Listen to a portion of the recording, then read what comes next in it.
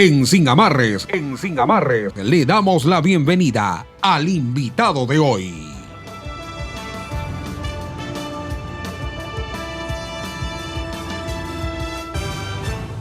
Martín, qué gusto saludarlo. ¿Cómo está usted? Hola, Stalin, ¿qué tal? Un gusto es mío. Muy preocupado, Martín, por todas las cosas que pasan. De crisis en crisis. Es una crisis global la que vive la sociedad ecuatoriana. Y hoy la crisis judicial nos atrapa y nos tiene entretenidos en tratar de descubrir cuáles son los juegos de intereses que se manejan alrededor de esta crisis. Dentro de la institucionalidad de la estructura de justicia, todas estas instituciones están confrontadas. Lo interesante sería descubrir qué hay detrás de esta confrontación para garantizarse espacios de poder a nivel de la estructura de la justicia y a quién va a beneficiar. ¿Hacia dónde vamos, Martín, con esta crisis judicial y qué alternativa podemos un poco manejar para ver cómo solucionamos este problema? Porque si vivimos en un Estado de Derecho y tenemos una crisis judicial donde no tienen correspondencia ni la ciudadanía ni los operadores de justicia con este sistema, entonces pues estamos en un estado de hecho. Preocupante la situación. Martín, bienvenido.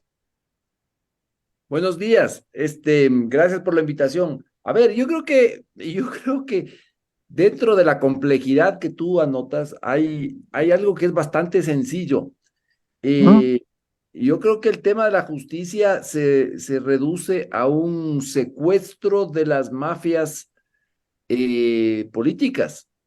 Eh, el tema del Consejo de la Judicatura es un tema que se origina cuando un grupo de políticos mafiosos tomó el control de ese organismo, colocó, y cuando digo políticos mafiosos, digo movimientos y fuerzas políticas muy fácilmente identificables, se tomaron el control del Consejo de la Judicatura, colocaron a un señor que se llama Wilman Terán en la presidencia.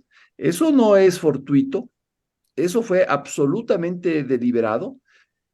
Colocaron al señor Wilman Terán en la presidencia, establecieron, articularon una mayoría para que esté ahí y convirtieron a ese organismo en una suerte de despachador de causas en beneficio de amigos conocidos y agnados y cognados, gente que paga, y creo que dentro de esta estructura la peor víctima fue precisamente la provincia del Guayas, Guayaquil, que es donde el negocio más produce. Y por eso la destrucción absoluta, la descomposición absoluta de la administración de justicia, ahí donde ustedes viven, yo creo que es el sitio donde más se descompuso.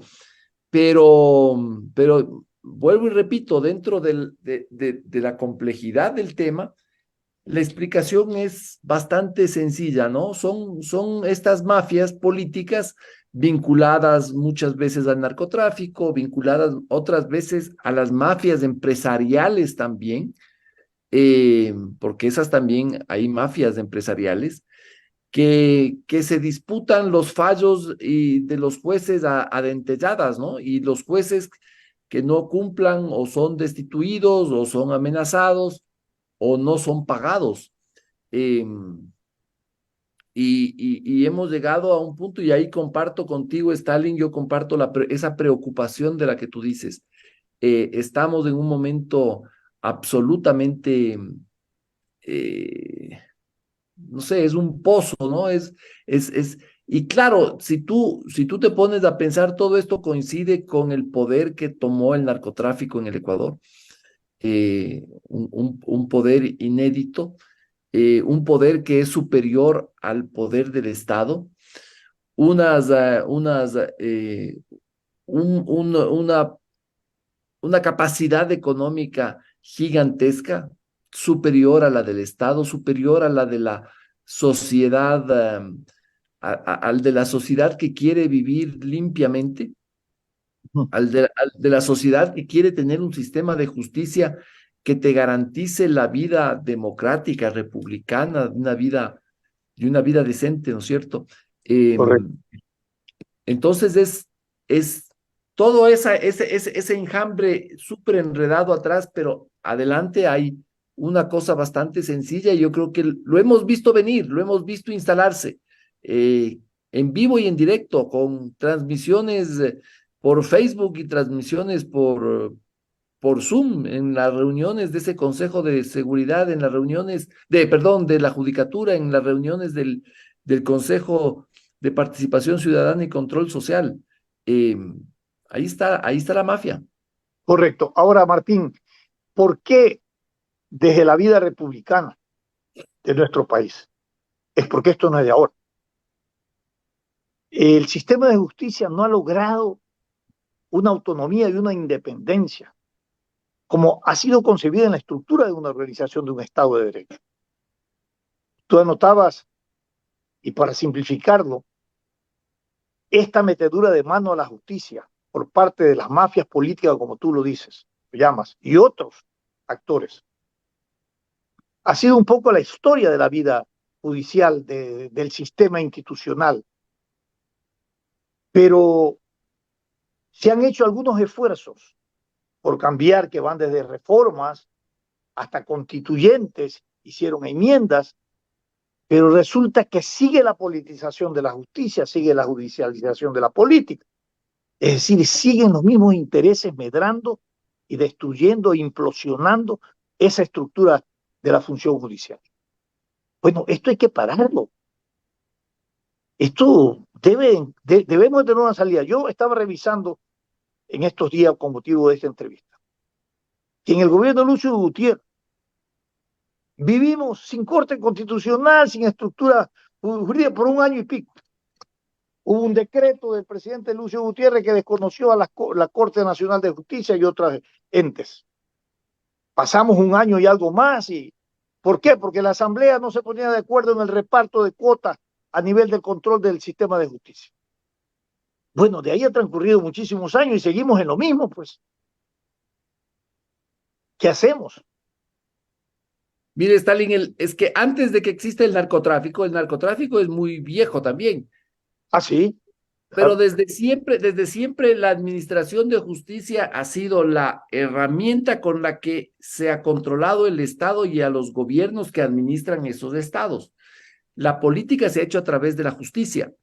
El ministro tal es preso de quienes administran a los jueces. El presidente tal, lo mismo. El funcionario X, lo mismo. Entonces, tener el control de la justicia es tener el control del Estado. Y un Estado que es botín, ¿no es cierto? Este Correcto. Estado ha estado para repartir la riqueza, no a las grandes masas, para eso quedan las migajas, ¿no es cierto? Pero el Estado es un botín porque como el Estado administra los recursos naturales y la riqueza de este país, entonces es un botín para los amigos, para los socios, para los aliados, y sin jueces, eso no puede ser administrado de forma arbitraria, ¿no es cierto? No puede ser libremente administrado. Necesitas tener a unos jueces que te garanticen el hacer eso, que te garanticen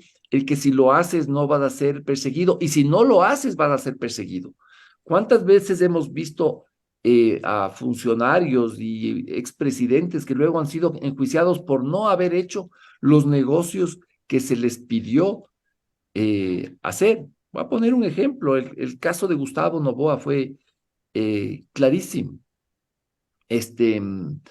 Entonces, una vez que tú tienes un Estado botín, un Estado que es el administrador de la riqueza, ya todo el resto viene por añadidura, ¿no es cierto? Y cada reforma que tú mencionas ha sido un cambio de dueños.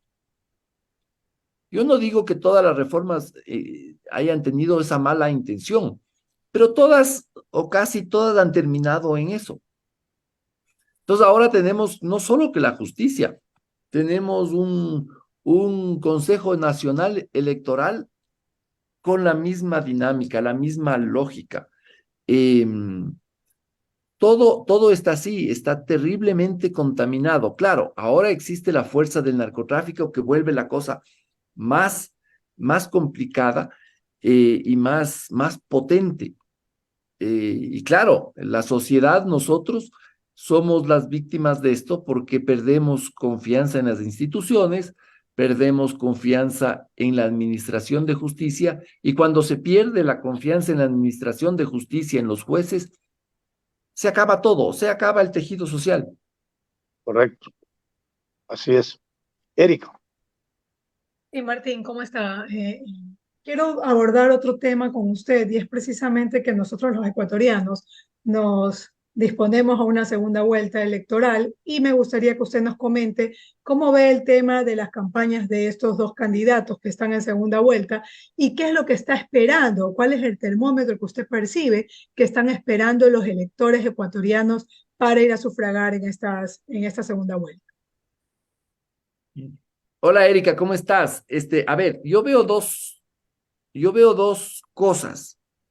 Por el lado de la campaña del correísmo, de la correísta Luisa González, yo veo que hay una suerte de extravío absoluto.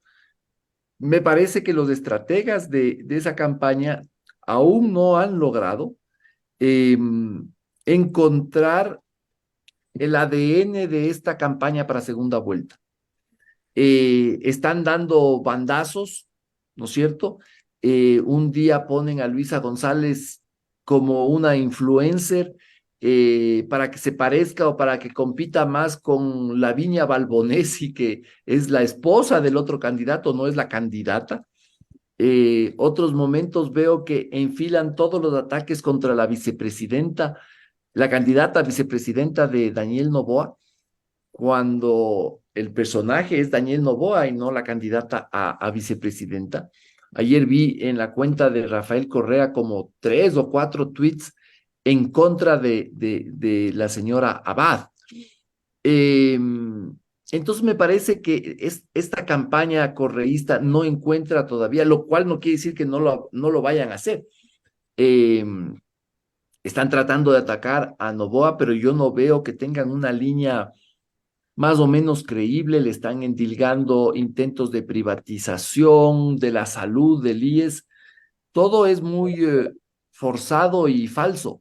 Entonces, Y a Arauz le han tapado la boca, Martín. ese es del otro lado, ¿no es cierto? Entonces, Ya. de esta estrategia, lo fundamental, digamos que la jugada maestra es haber escondido y metido en una caja fuerte al candidato a la vicepresidenta. Entonces, claro, le atacan a la candidata a la vicepresidenta, a la vicepresidencia de Noboa, pero le tapan al candidato a la vicepresidencia de ellos, ¿no? Que no abre la boca, no habla. Dicen que es por una fractura en el tobillo. Yo vi cuando se cayó, no pasó nada, y uno con el tobillo fracturado puede hablar, ¿no? Puede pensar, puede decir cosas. No es que con Claro. con el tobillo uno se comunica, no. Yo podría estar con los 2 tobillos rotos acá y estamos conversando, ¿no es cierto, Stan? No. Entonces, me parece que esa es una campaña que está extraviada, o por lo menos por el momento. Me parece Pasa con que, Novoa, me la parece que, campaña. me parece que con Noboa, como él fue realmente el ganador, porque en este país, dada las particularidades electorales de este país, el que queda segundo es el ganador. Siempre. Entonces Noboa llega con un impulso. Es probable que aún todavía en las tendencias esté más alta Luisa, pero yo creo que es una candidatura con mucha fuerza, que es la fuerza del triunfador, ¿no es cierto? Todo el mundo habla de Noboa, de Luisa González no habla Ya, nadie. ya. Pero yo te quiero una ya. pregunta, Martín. De todas maneras, Daniel Noboa debe de alejarse del anticorreísmo. No lo representa Daniel Noboa, el anticorreísmo. ¿O sí lo Mira, representa? yo creo que Noboa es una mezcla de Ya, tantas cosas en Noboa, entre esas el que no sea un anticorreísta feroz, porque nunca fue un anticorreísta feroz. claro. Ha sido más duro contra Lazo que contra Correa. Claro, el correísmo lo está atacando para ver si entra en Caer en ese juego, ¿no? ¿No? en ese juego, ¿no? A mí me da la impresión de que Noboa es una persona con una gran inteligencia emocional. Sí, es muy eh, tranquilo. y maneja ese tema de una forma absolutamente impecable, ¿no? Eh, Sus reacciones son frías, son calculadas, eh, su, su, su, su gestualidad corporal, ¿no es cierto? Me parece que la población está hasta la coronilla de las voces destempladas, de las voces altas, ¿no es cierto? Altisonantes. Y claro, del otro lado tenemos a un jefe de campaña, que es el señor Rafael Correa, que es completamente destemplado, que eh, yo creo que Imprudente, diga, es el por peor decir lo jefe, mismo. es el peor jefe de campaña que puede haber. Así es. Eh,